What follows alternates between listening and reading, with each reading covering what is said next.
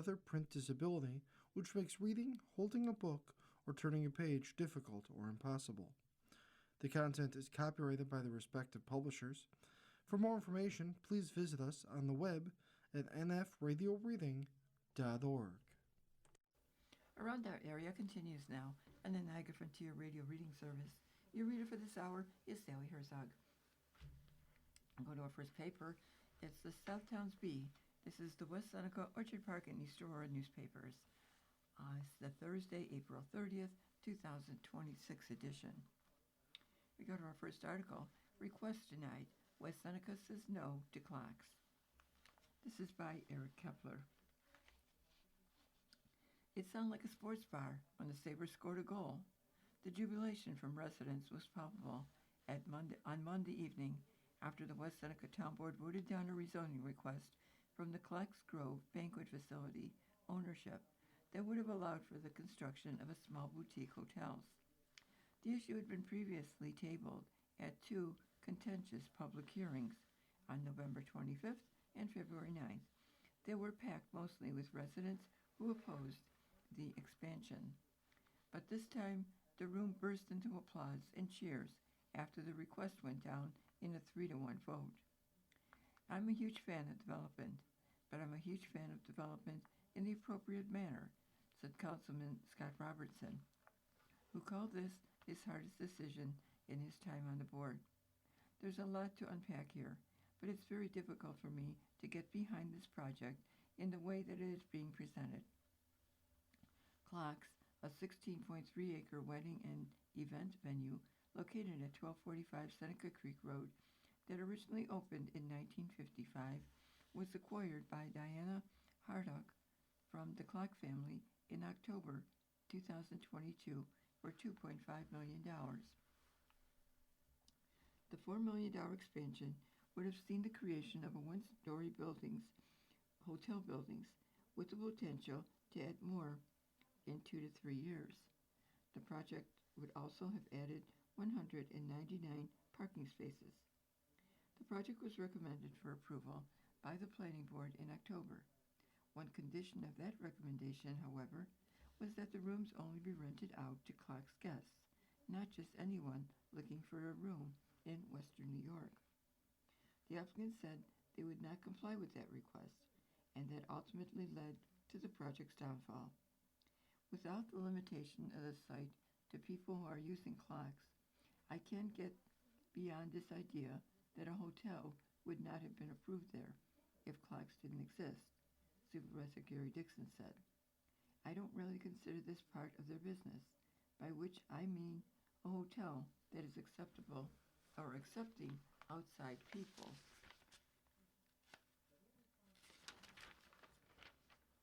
Who are not connected with any event at Clocks. I just can't support this. Dixon, Robertson, and Councilman Robert Bridenstine all voted no on the project, with only Councilwoman Mary Sherman voting yes, as a supermajority was required for this vote. One nay would have been enough to sink the project. This would have been much better suited had it been a condition when the property was being bought, Robertson said. The buyer at that time could have easily made this a condition of the purchase and applied for the rezone at that time, and this would have been put to bed. It wasn't, and the initial communication with the community was lacking, to say the least. It is possible that Hardock could appeal the decision and sue the town in state court, Dixon said. The previous two public hearings were packed with loud interruptions and residents who were eager to speak their minds, and Monday was no different. More than a dozen people addressed the board, with all but two speaking against the project, and several more comments via Facebook were entered into the record.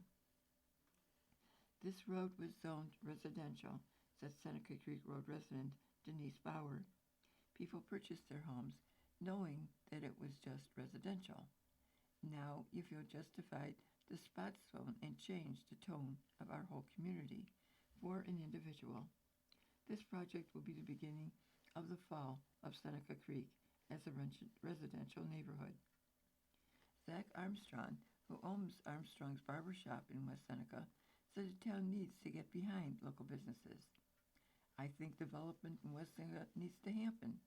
I think we do like places to stay in West Seneca, he said. West Seneca is growing. The population is getting bigger, and I think it's a great idea. I think it's a great move for business. I think it'll attract a lot of people to West Seneca. Other residents pointed out more potential issues, including already overwhelmed sewers, increased traffic, water flow, and pressure. The towns already suspect electrical grid deer, loud parties, and the inability to enforce regulations. Concerns over additional development in the future, the project's effect on property values, and the idea that spot rezoning is a bad precedent and inconsistent with the town's master plan. Why are there zoning laws if you're just going to go ahead and change them? Asked a resident who was identified only as Seneca Creek Road resident Dory. For one person, and she's the only one who's going to benefit from this. You heard the problems that are likely to come along with this, but she's going to fill her pockets. You people are supposed to be working for us.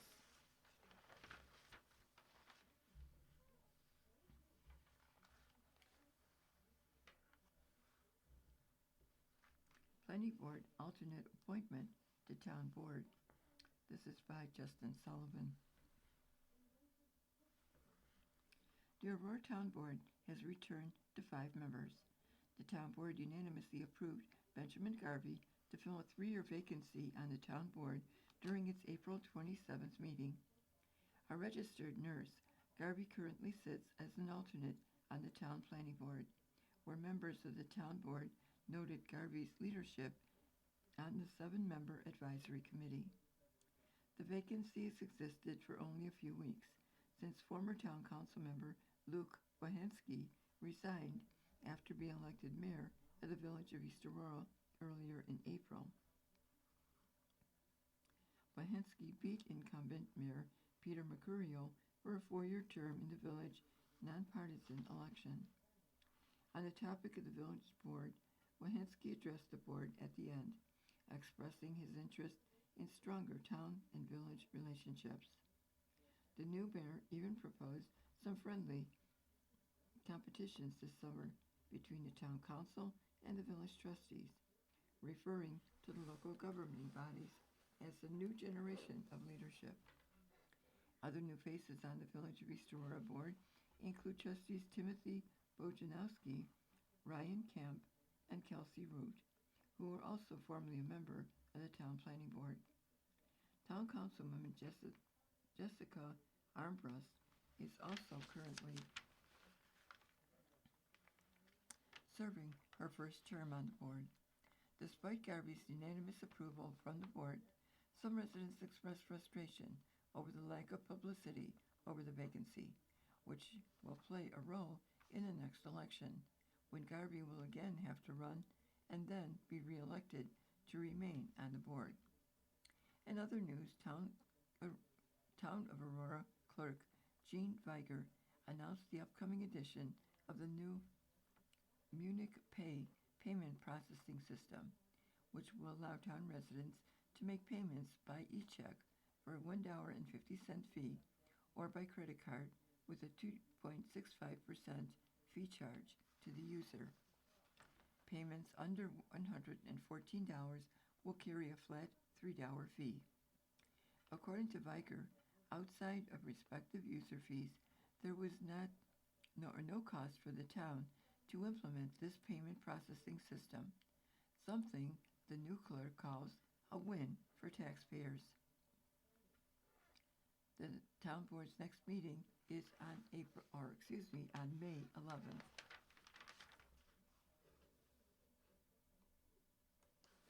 Orchard Plan update on May 5th. The Town of Orchard Park Comprehensive Plan Committee will be conducting its second or final public workshop for the Town of Orchard Park Comprehensive Plan update On Tuesday, May 5th, the event began with a short presentation, followed by the open house featuring boards and planning exercises located throughout the space for the public to review and engage with. Members of the consultant team and town officials were available throughout the evening to answer questions. For those unable to attend in person, an online version of the workshop material was posted on the project website following the event. To access this online workshop materials, visit the https:/www.orchardpark.ny.gov/frontpage-comp-plan. In addition, a prioritization survey for the plan's recommendation actions will be available online beginning at the start of the workshop and will remain open for 2 weeks, closing on May 22nd. The survey can be accessed on the project website or directly through this link at www.surveymonkey.com/RTOP action plan. A comprehensive plan is an official long-range blueprint for a municipality's future, prepared by a local government. It outlines the community's vision for the future, including land use development and overall priorities. Comprehensive plans also recommend strategic actions to address housing needs, infrastructure improvements, neighborhood revitalization, transportation options, managed growth, and natural resource preservation. This workshop gave community members the opportunity to review, comment on, and help prioritize these recommended actions. For more information about the Town of Orchard Park Comprehensive Plan, visit www.orchardparkny.gov front page comp plan.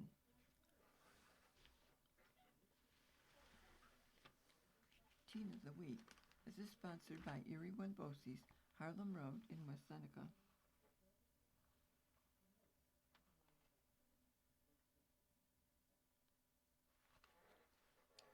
Harry or Hank Bartholomew, a senior at Williamsville East High School, is this week's Teen of the Week. Described as a fine young man with an exceptional character and gentle personality,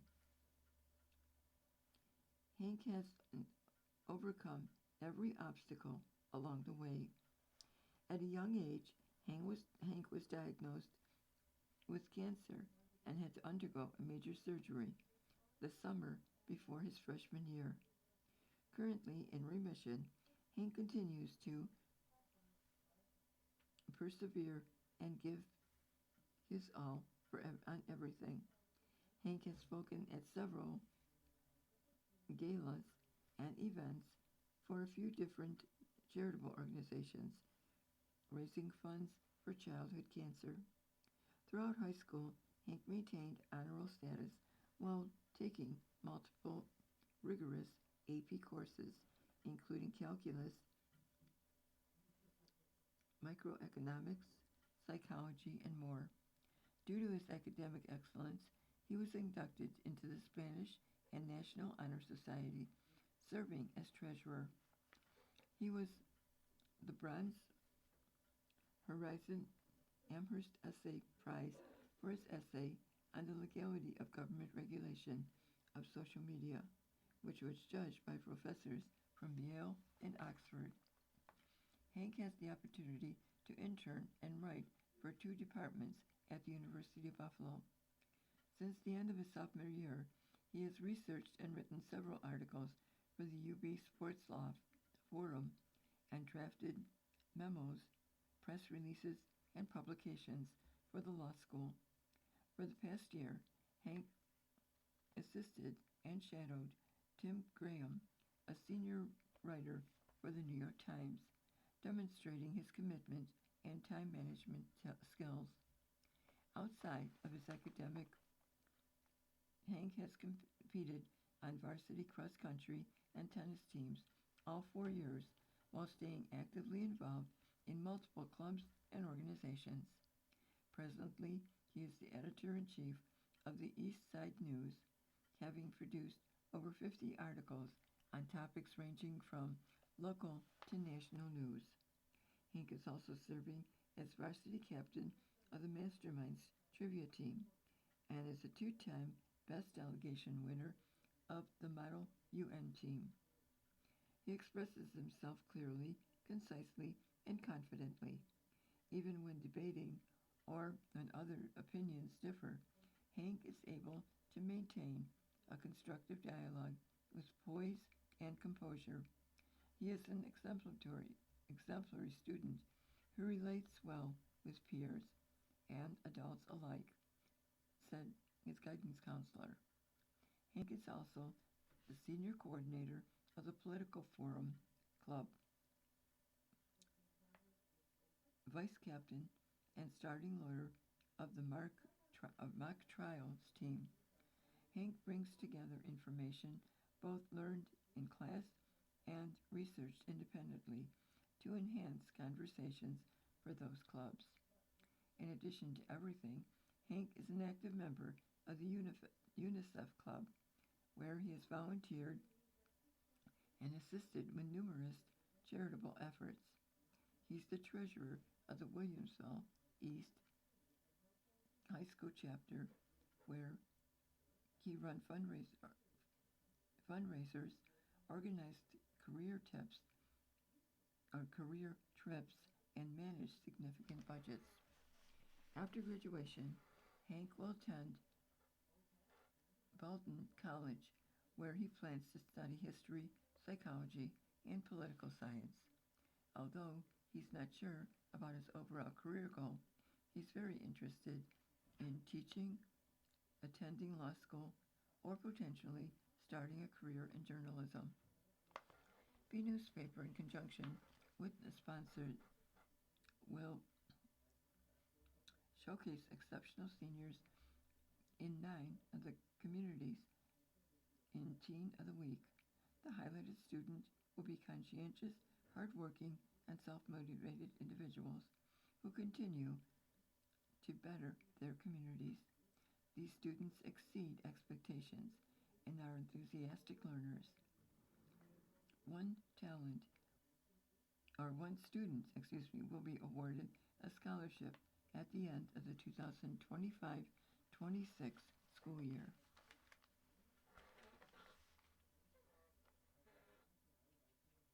West Seneca West to establish Veterans Hall. The West Seneca West Alumni Association has announced plans to introduce a new Veterans Hall display in the high school later this year. The hall will be home to dozens of individual plaques honoring West graduates who have served or are currently serving in the armed forces. The subject is still in the early stages, according to Trista Knotzer, president of the West Alumni Association. There's nothing in place yet, Klotzer said.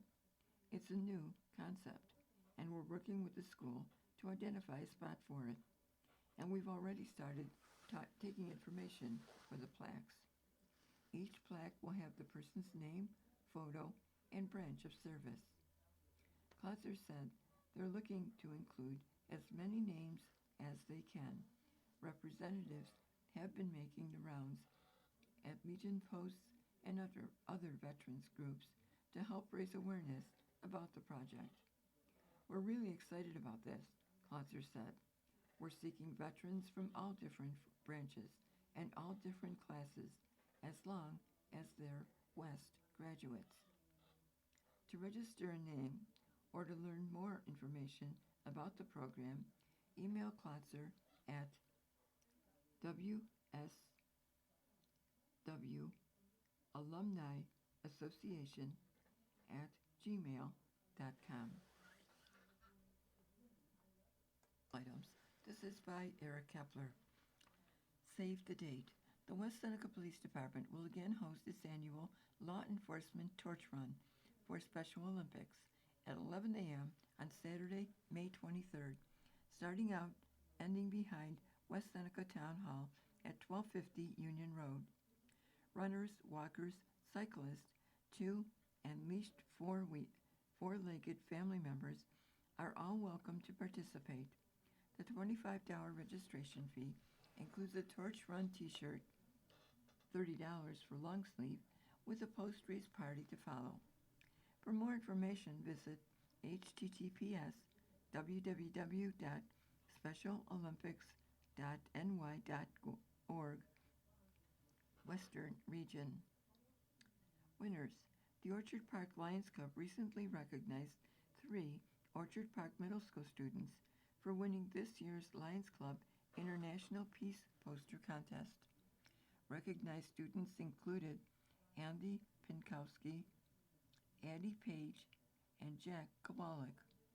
Following the prompt, Together as One, the contest encourages students ages 11 to 13 to express their vision of peace through art and is held annually in schools or worldwide.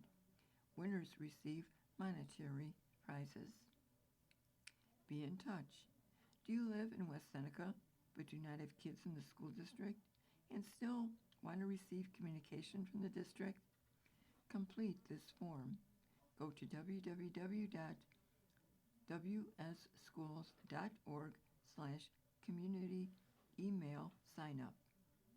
Or you can email your full name and a request being added to communications@wscschools.org. Do you sing? The Southtowns A Cappella Group for vocalists is looking for people who are skilled and experienced singing choral music. The group will meet monthly to sing pieces with sheet music and recorded voice parts provided in the hopes of eventually performing locally. Music will include everything from early Renaissance to contemporary selections. There is no cost, and both qualified amateurs and professionals are welcome. For more information, contact Dan Scott Hay, so it's DANSCOTTHAY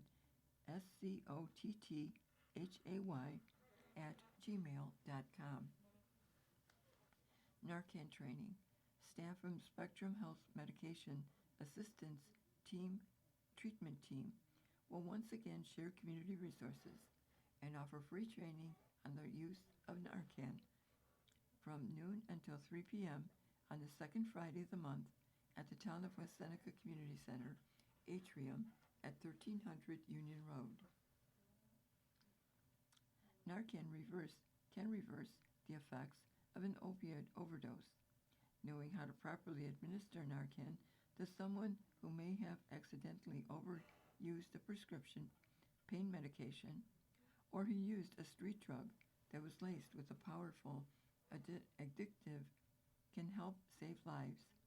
The training takes only 2 minutes.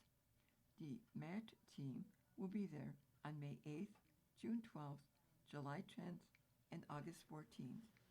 Spectrum Health also operates a full-service counseling center at 326 Orchard Park Road in West Seneca.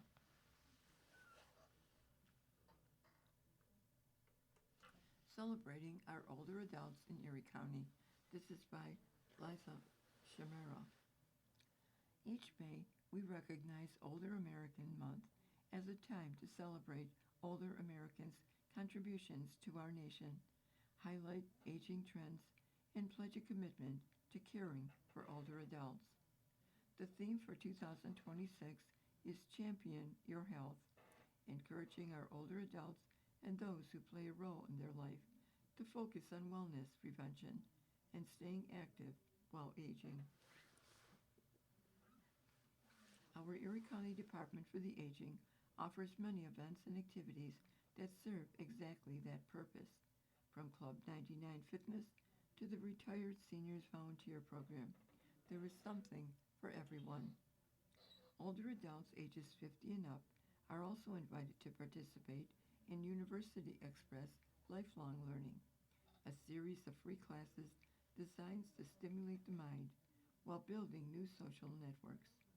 I am excited to share that the spring 2026 catalog is now available online with classes beginning in May. This semester, the kickoff event will take place, or it already took place at 1 p.m. on May 4th, and was hosted by Erie County Executive Mark Pollenkars.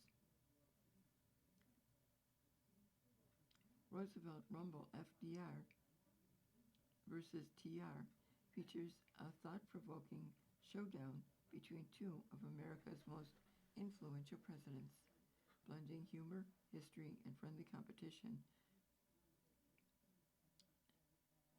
Everyone came ready to learn, cheer, and decide which Roosevelt reigns supreme. To view a full spring catalog, visit https://bit.ly/4tgbxk. I would also like to note that this year's Elder Law Day will take place on Tuesday, June 2nd at the Buffalo Marriott, Niagara, located at 1340 Millersport Highway in Amherst. This annual event has become a valuable experience for older adults and their caretakers, and is put on through a partnership between the Erie County Department for the Aging and the Center for Elder Law and Justice. Participants can sit on presentations focusing on a variety of topics, including Medicaid eligibility, long-term care planning, and asset protection, preparing for incapacity through advanced directives, estate planning, and probate, patient rights in hospitals, and rehabilitation settings. There will also be opportunities to meet one-on-one with an attorney for a free legal consultation. This is limited to one per household and must be selected while registering. The event includes coffee and pastries, as well as a boxed lunch. To register, visit erie.gov/BLD. Year-round, the Department for the Aging works hard to provide fun and encouraging programming. Additionally, Erie County offers services like Going Places Transportation, which provides free rides to medical appointments, trips to stay fit, dining sites, or social activities, and more. I encourage older adults, families, and caretakers to explore these programs and resources by visiting erie.gov/aging. You can also call the New York Connects line, which is answered by our Department of the Aging staff right here in Erie County. Call 716-858-8526. I am proud of the work we do to make life vibrant for older adults across Erie County.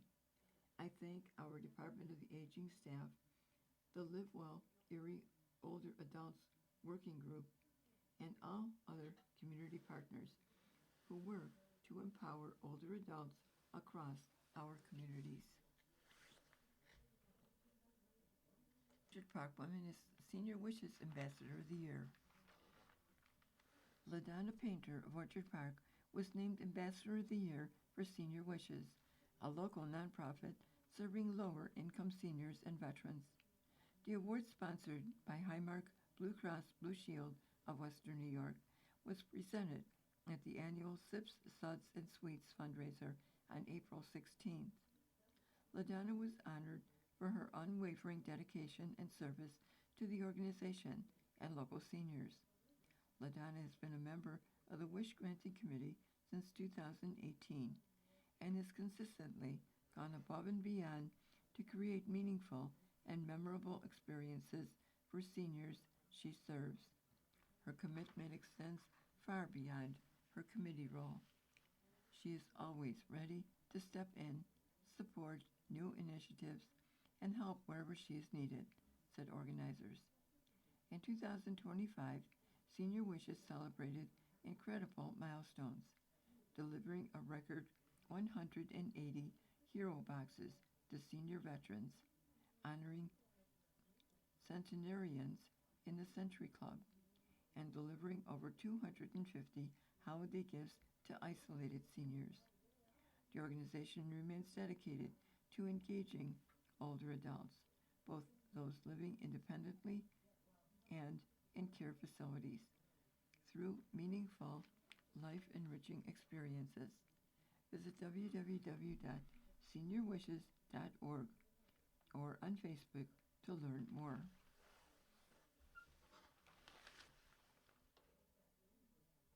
And before we go to our next paper, we'd like to tell you you're listening to Around Our Area on the Niagara Frontier Radio Reading Service.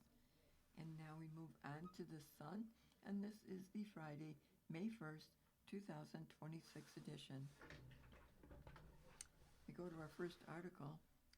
Hamburg Oktoberfest to continue in 2026 under new leadership. This is by Chris Graham. In February, when the announcement came that Hamburg Oktoberfest will be coming to an end, with organizers citing rising costs to put on the event and reduced net profits as the reason for cancellation, Joe Gunning, the president of Hamburg Oktoberfest, said he would have no problem with another organization taking over the reins. Well, another one has, and it's one familiar to the Hamburg community and Oktoberfest. Luke Mumbach, president of the Hamburg Music Festival and one of the original organizers of Hamburg Oktoberfest when it began in 2007, has agreed to take over the management of the annual September event. It was Mike Scheer ideas originally, and myself and the other guys get it going, Mumbach said, of starting the festival in 2007. I always knew Mike was interested in doing it again. It was the perfect time. The event, which shifted to a 2-day festival in 2024 as a way to gain more net profits and attract different demographics, will revert back to being a 1-day celebration. Hamburg Oktoberfest is set to take place from 2 until 11 p.m. Saturday, September 19th in Memorial Park. I think it's great that people came forward that want to keep the Oktoberfest alive, said Village Mayor Thomas Tallman. Being involved with the event in the beginning, Mumbach said Hamburg Oktoberfest has not changed much over the years. They plan to keep a similar event with German food, beer, and music, along with the Steinholding competition, which is conducted through the U.S. Steinholding Association. We're not reinventing the wheel or anything like that, Mumbach said. It's been well attended and successful. Because Hamburg Music Festival already exists as a nonprofit organization, Mumbach said they will create a separate account for the proceeds from Hamburg Oktoberfest. The money, Mumbach said, will go towards similar causes as it has in the previous years. In the past, the money from Hamburg Oktoberfest would go towards scholarships for students from Hamburg High School and Frontier High School, and to a charity of the organization's choosing. When the decision was made earlier in the year to cancel the 2026 intention of the festival, Gunning and residents alike said that Hamburg Oktoberfest was one of their favorite events on the calendar. Mumbach is pleased to carry on that tradition. It's exciting to come full circle. Having been involved with getting it off the ground, Mumbach said, the biggest deal was to keep it going because it's been a staple in the community for so long. Contract approved to place 2 EV charging stations. Both will be in the Village of Hamburg municipal lot. This is by Chris Graham. The Village of Hamburg has approved a contract to position 2 electric vehicle charging stations in the municipal lot on Main and Buffalo Streets. The contract for $36,594.67 is with Schenectady-based Linkwell, who is on New York State contract to install 2 dual-port Level 2 charging stations. The stations will be 2 pedestals with 2 charging ports each. The cost will cover be covered by a $48,000 grant through the New York State Department of Environmental Transportation Municipal Zero Emissions Vehicle Infrastructure Grant Program. "We've been at this thing for a while," said Millage Administrator Jason Kaza about the journey to get an approved contract for the charging stations. A plan to have the charging ports was part of the Community Hub project to re-envision the parking lot at Main and Buffalo Streets. This project, which was mostly completed in 2024, saw the expansion of Hamburg Peace Park by 25 feet, the addition of a pergola and fountain, heated sidewalks, additional landscaping, lighting, and benches, and the repaving and restriping of a portion of the lot. It was a goal of the parking lot project to get those charging stations in as part of the mobility hub concept, Kaza said. The village already has designated parking spots labeled EV in the lot. The spots are next to the law offices of Ebert Hargesheimer III, across the street from the historic Palace Theater. The project will also include all associated electrical work and site signage. The agreement also includes a 10-year software license. The timetable on when the chargers will be ready for use is still up in the air. Now, with a completed contract, the installation could occur in the next 90 days. Once the chargers are installed, an individual will be able to pay for a charge either through an app for the chargers or a credit card swipe. Village Mayor Thomas Tallman said once the chargers are operational, the municipality should get the word out that the chargers can be used when individuals are shopping or dining in the village business district. LSCSD adopts $69.3 million budget for the 2026-27 school year. This is by Chris Gordon. A $69.3 million budget will now be placed before the voters as the Lakeshore Board of Education adopted the spending plan on April 21st. This year's 2026-27 budget we've finalized, Business Manager Jonathan Perry said.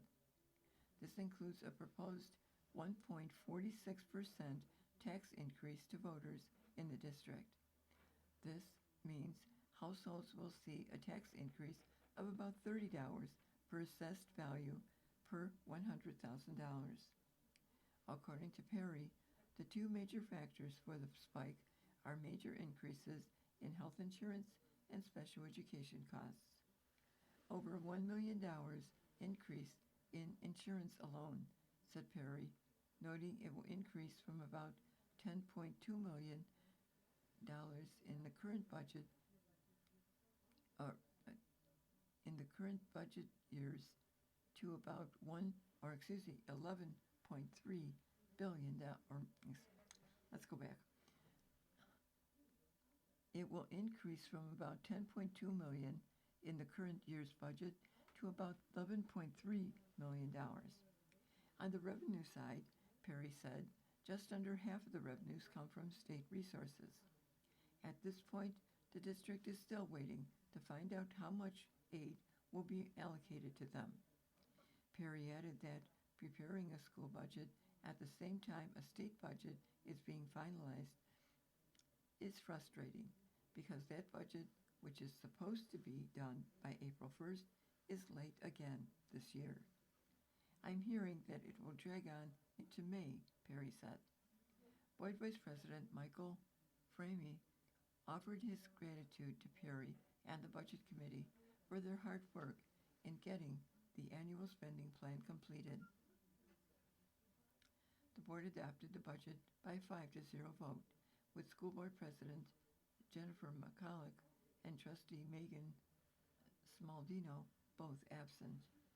Perry noted that the rise in the cost of health insurance is an issue facing school districts across the area. The total instruction budget is up about $1 million to about $33 million, largely due to increase costs in special education. A budget hearing will be held at 7 p.m., and this was already held on May 5th. Prior to that meeting, there would be a meeting, the candidate night, starting at 6:15 p.m., with 3 candidates who are running, including Framey, newcomers Gary Vasala and Megan Manigan. The 2 top vote getters will win 3-year terms on the board.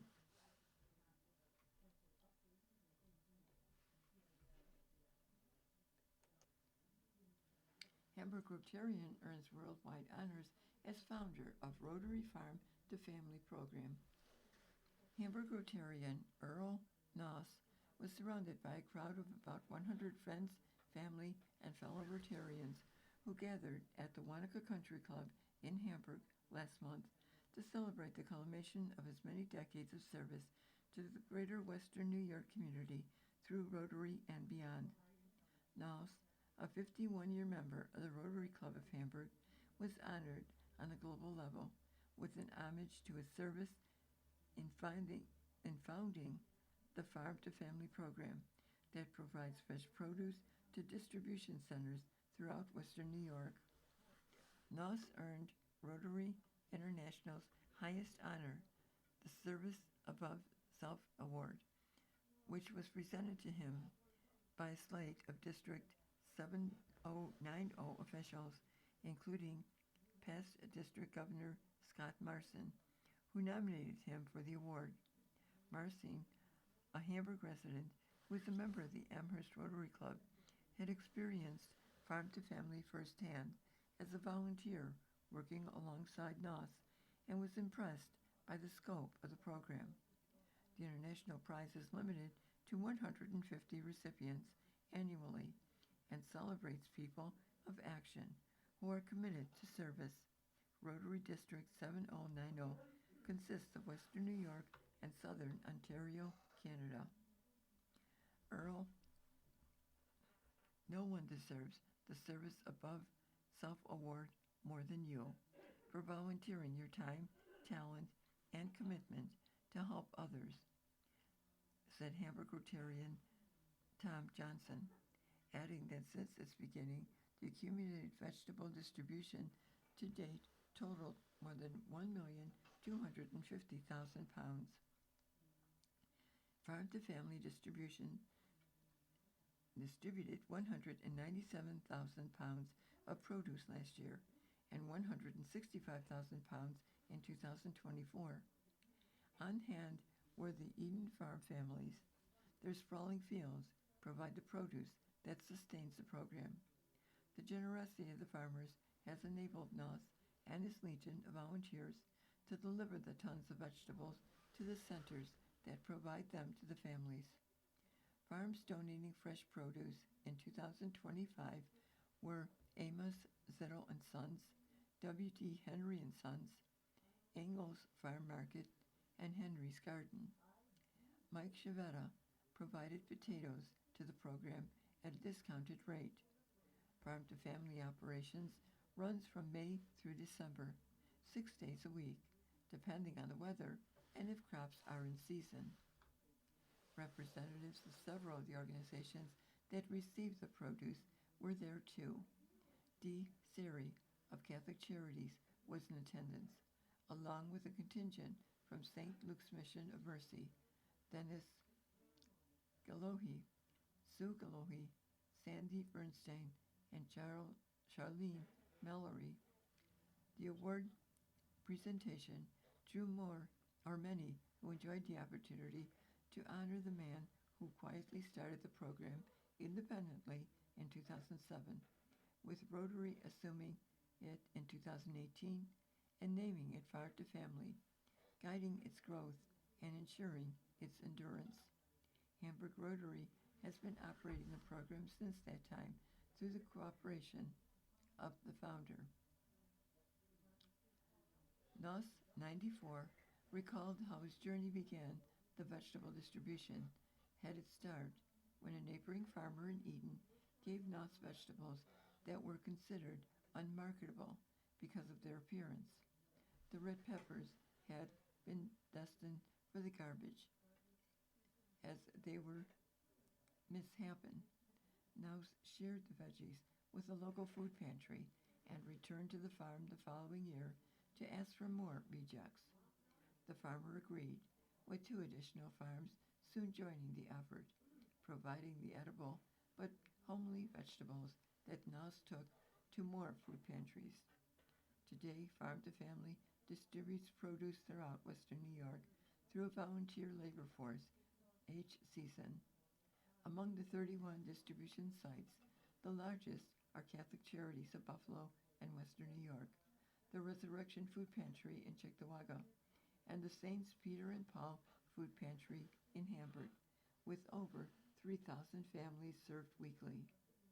Scott Byler, CEO of the West Her Automotive Group, honored Nouse on the occasion by donating a pickup truck for farm and family.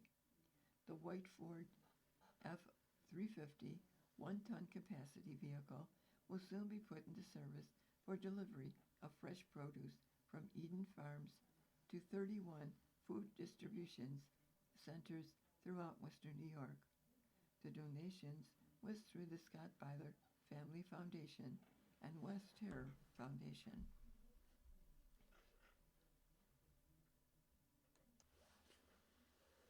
Music to Remember is the beneficiary of a large donation from Frontier and the town of Hamburg. The Frontier Central School District, in conjunction with the Town of Hamburg Youth Recreation and Senior Services Department, raised $2,070 for Music to Remember Western New York during a spring fling last month at the Christopher J. Switek Falcon Center. Robin Grandin, Rockin' Robin, performed at the event, which also included a pasta dinner.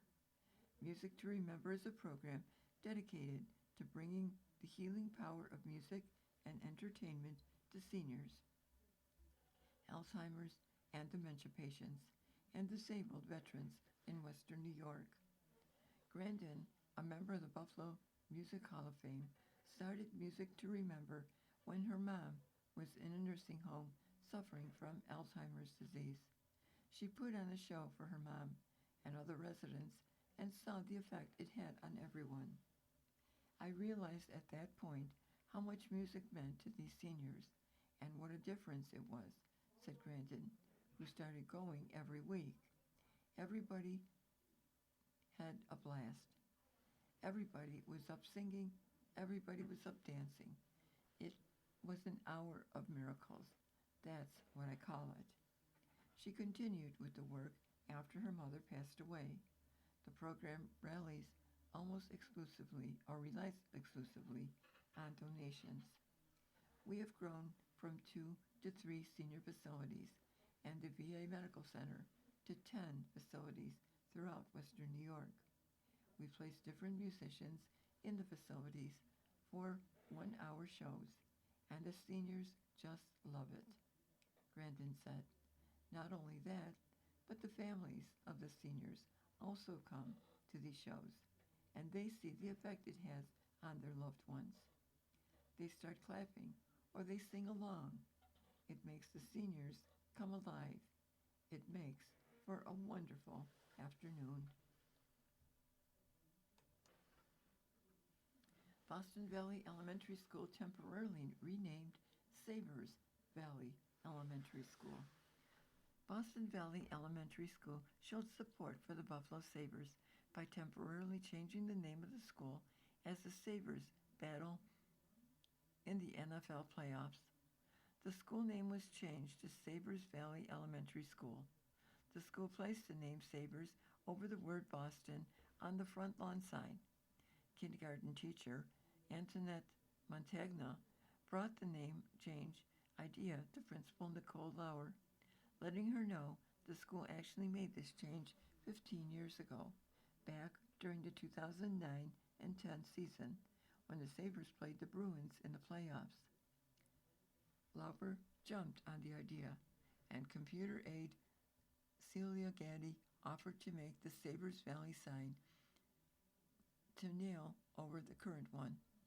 A Sabres Spirit Parade was held at the school on April 23rd. The school did come up with an official decree for the name change. By the authority vested in the leadership and spirit of our learning community, and in recognition of our pride, unity, and unwavering enthusiasm, it is hereby declared that for the full duration of the round one of the NHL playoffs, the institution formerly known as Boston Valley School shall be known as the Sabres Valley School. This temporary change reflects our collective excitement, competitive spirit, and dedication to rallying behind the Sabres during this thrilling opening round. Throughout the length of the decree, all references to Boston Valley School shall be replaced with Sabres Valley School in announcements, activities, and school spirit. Upon the conclusion of round one of the NHL playoffs, the school shall officially resume to name as Boston Valley School. Proclaimed on this day with great excitement and team pride by the collective voice of our school community. Let's go Sabres! Langworthy sends letter to Governor calling on state to comply with federal CDL law. Republican Nick Langworthy recently sent a letter to Governor Kathy Hochul demanding immediate action to bring New York into compliance with federal commercial driver's license requirements after the U.S. Department of Transportation withheld approximately $73 million in federal highway funding from the state. The funding penalty follows a Federal Motor Carrier Safety Administration finding that New York was in substantial noncompliance with federal CDL laws after auditors found systematic failures in the state's non-domicile CDL program, including licenses issued to non-U.S. citizens that remained valid even after lawful work authorization had expired. A nationwide audit found that 53% of the sampled licenses in New York were issued improperly. Governor Hochul is putting $73 million of our federal funding and the safety of New Yorkers at risk, all in the name of her radical sanctuary state agenda, Langworthy said. This is a very simple issue. Are we following the law or are we breaking it? Commercial drivers operate 80,000-pound tractor trailers, often traveling lost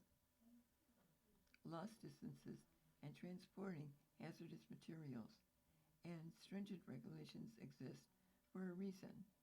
When over half of the sampled licenses are issued illegally, that is a serious public safety issue.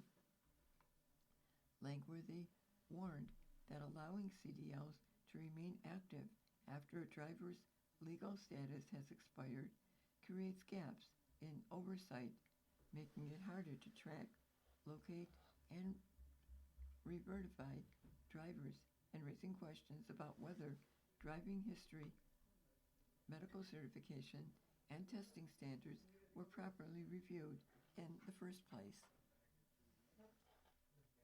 He also emphasized the economic consequences for New York businesses that rely on commercial transportation. Governor Hochul's non-compliance is creating tremendous liability exposure for businesses across the state, Langworthy said. If there is an accident involving a driver who no longer has legal status in the country and is driving with an illegally issued CDL, businesses are being opened up to massive legal and financial risk. New Yorkers are being punished twice, losing federal funding we deserve and being forced to shoulder the consequences of Albany's failure to follow the law. In his letter, Langworthy called on Hochul to immediately fully comply with federal CDL requirements, including reviewing and revoking licenses issued without proper verification or lawful status. Implement safeguards to ensure ongoing verification and compliance with federal licensing requirements. Restore New York's eligibility for federal transportation funding by bringing the state back into alignment with national safety regulations. The people of New York deserve the highest standard of safety on our roads, Langworthy said. This should not be partisan. It is about protecting lives, protecting businesses, and respecting the taxpayers who deserve better than a reckless political agenda that puts their tax dollars and safety at risk. You've been listening to Around Our Area, a weekly look at community newspapers from around Western New York. Your reader for this hour has been Sally Herzog. Thank you so much for listening. Coming up next in the Niagara Frontier Radio Reading Service, we have the Ampol Eagle. At 4 o'clock, we have the Grand Island Niagara County Tribune Sentinel. And following that, 5 o'clock, we have the Lockport Union Sun and Journal. Stay with us for these readings and more throughout the day.